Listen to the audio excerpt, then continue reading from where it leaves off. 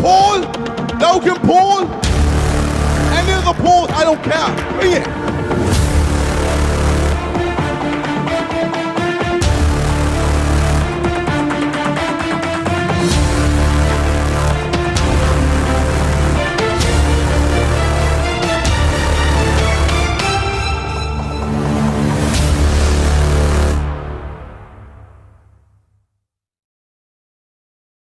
Welcome back to another episode of the YouTube Boxing Retrospective.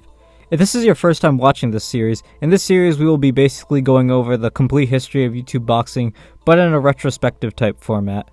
If you haven't seen episode 1, you should definitely check it out before this episode. In that episode we talk about the roots of YouTube boxing from the Joe Weller-Theo Baker fight to the very first KSI vs Logan Paul fight. Of course, we've entered a new era of YouTube boxing and this is where things take a slight turn. As always, before we get into this video, be sure to like, subscribe, and turn on the bell to never miss out on new videos.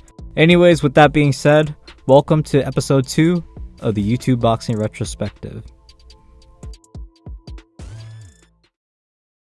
Since the first KSI vs Logan Paul 1 fight, there hasn't been any active events in the space. Behind the scenes, KSI and Logan Paul were going back and forth with negotiations for their potential rematch. At first, it was announced that they would have their rematch in February 2019, but of course that was all cap and there was no way the fight was going to happen at all at the time. KSI at the time was going through some issues with his brother Deji and family, and there were some other contract disputes which pushed the fight back. However, another YouTube boxing match would eventually happen before the KSI Logan Paul rematch. YouTuber FouseyTube came back to the platform after disappearing since his July 15th incident, and he was coming back to box another YouTuber. It was eventually announced that Fousey will be fighting another YouTuber by the name of Slim Albahur. Slim Albahur was Adam Saleh's friend, and he was fighting on the undercard of the event against, of course, FouseyTube. People underestimated Slim and saw him as this lanky, skinny guy that doesn't have any power to beat Fousey. During the build-up of this fight, Fousey was looked upon as this jacked bodybuilder dude that was intimidating, and he would call out people like Deji, Jake Paul if he won against Slim. Before the fight, FouseyTube sparred another YouTuber, Alex Wasabi, of Wasabi Productions for a video.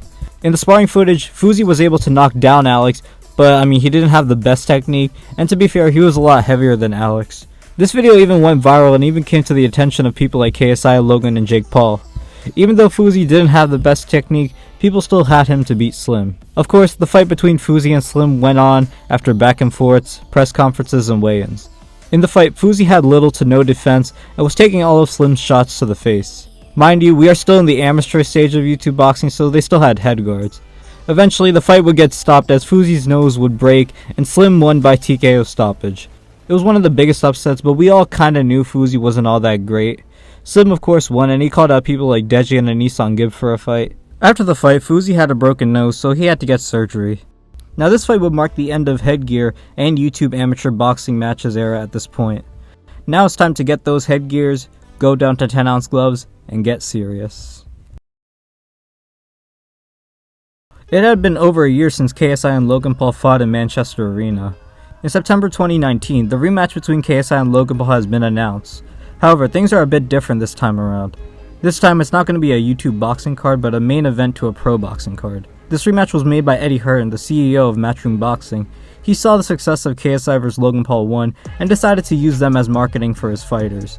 Of course, Eddie Hearn is like your typical boxing purist, wasn't necessarily a big fan of YouTube boxing, but when he saw the money the first KSI vs Logan Paul 1 fight made, he knew having them as a main event was a smart business idea.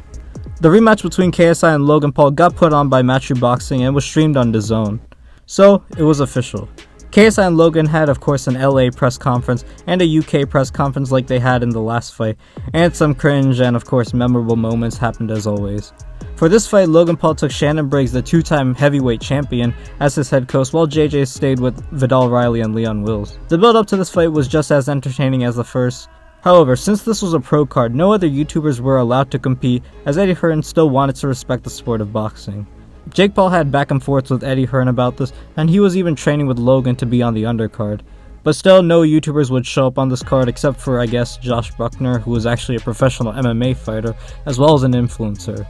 Either way, the build-up with the main event was pretty nice. Many memorable moments like Shannon Briggs saying the iconic phrase on why Logan would be KSI. Yeah, he has reflexes, he has legs, he has everything, and he's white. You know what I'm saying? So with that being said, he's going to be the greatest thing ever touched. And then Logan Paul becoming a first-to-math.com champion. Good job. What is 7 times 8? Okay. 7 times 7. It's about being the shit out of 7 times 7. Shut the fuck up. It's 49. I don't care, bro. It's 49. 49. I'm gonna give you an easy Okay, one. cool. Okay. 10 times 10. Cool. You know that one. Despite now being a full-on pro event, KSI and Logan still gave the fans the entertainment they needed. The fight eventually happened between KSI and Logan Paul. There was a different energy this time around. This was the moment we all have been waiting for. This fight, just like the first one somewhat, ended up very controversial. This fight, KSI and Logan were throwing bangs towards each other, and we really didn't know who would win. Before this fight, a lot of people chose Logan to win, as he's had a 1.5 year training camp, whilst KSI JJ was on his music tour. But that wouldn't necessarily translate to the fight. In the 4th round, Logan Paul landed a nice right uppercut on KSI, and I guess he held KSI and punched him in the back of the head. This caused Logan to get a 2-point deduction, as I guess it's illegal to hit someone in the back of the head in boxing. The fight ended, of course. The last scorecard ended up being 56-55, and the winner, by split decision, was... From the United Kingdom, the Nightmare,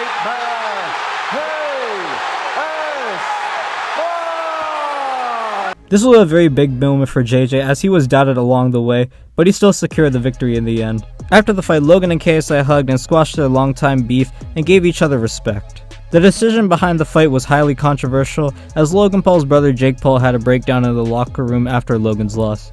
Jake Paul was the most unhappy with the decision and feels like if the 2 points weren't taken away, Logan would have won easily. But again, the rules are the rules, so it is what it is. After this fight, Logan wanted to appeal the 2 points he got taken away, as he felt it was kind of unfair. No one ever got 2 points taken away in a boxing match, of course, since the incident where Mike Tyson lost 2 points after biting Evander Holyfield's ear off. A few weeks later, the appeal got back to him, and they of course denied the appeal. The commission thought it was fair that they had taken those 2 points away, and KSI won the fight fair and square. Despite all this, Logan Paul still embraced the loss and even congratulated JJ. Of course, JJ still had some animosity towards Logan, so he just clowned on him and rubbed the loss in his face. However, in the end, this loss really helped Logan, and this is when things really changed for Logan, as he became a much more humbled person despite everything that has happened to him. Now with the loss in the family, that means there's only one Paul that can avenge his older brother's loss. During one of the KSI vs Logan Paul 2 press conferences, KSI called out Jake for ducking UK YouTuber AnesonGib for a boxing match. At first, Jake didn't really want the fight as he thought Gib didn't have enough clout or something, it wasn't relevant enough to fight him. However, most of the YouTube community were forcing this onto him, and even KSI said that he has to fight Gib before facing me, KSI. The reason for this was Gib was actually KSI's hardest sparring partner, and he thought Jake should prove himself and fight Gib. If he beats Gib, he gets the KSI fight. If he loses, of course, he won't stand a chance against JJ, and JJ would just not fight him.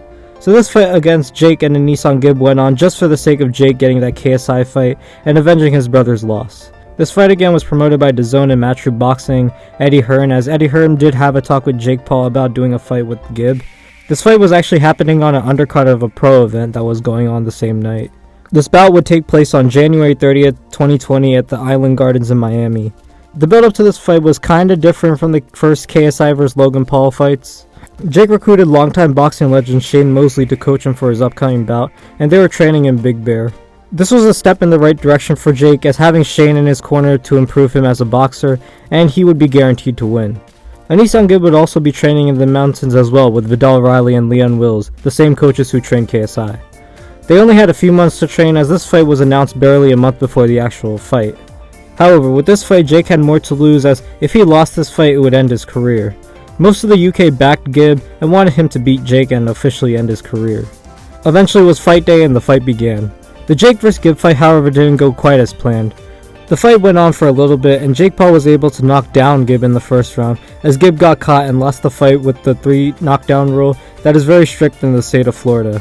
However, either way, it looked like Jake was going to win either way, especially with having Shane Mosley as his coach, and also being an even better improved Jake since the Deji fight. This fight would be known for Gib's infamous crab stance that everyone memed about after this fight.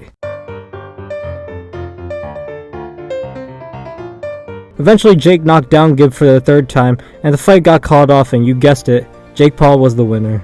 Jake winning this made things even more hype, as he also confronted KSI in the ring to do the fight with him. Jake proved everyone wrong and made a statement by beating KSI's friend, and now he's ready to actually face KSI. At this time, JJ was taking a break after his boxing fight against Logan and wanted to focus on his other adventures like his music, Sidemen videos, YouTube, etc. But JJ still promised to do the fight with Jake and promised to finish Jake once and for all, no matter what. And Jake at the time really seemed like he wanted the fight too to avenge his brother's loss. Now with all this hype, KSI vs Jake Paul will have to happen that same year, right? Well, I guess we'll have to find out in the next video. Thank you guys for watching episode 2 of the YouTube Boxing Retrospective. Let me know what y'all think in the comments below on these videos. There's going to be a few more episodes till we get to present day YouTube boxing, of course. And in general, you can suggest other video topics you guys want me to cover in the comments below. Also, like I said in the previous episode, I will try to get these out more consistently. Just know that these videos actually take a lot of time and effort to produce and edit. So please do bear with me. I beg you, please. Thank you guys for everything as always. Thank you for your continued support, and I am Mega Shadow, signing out. Peace.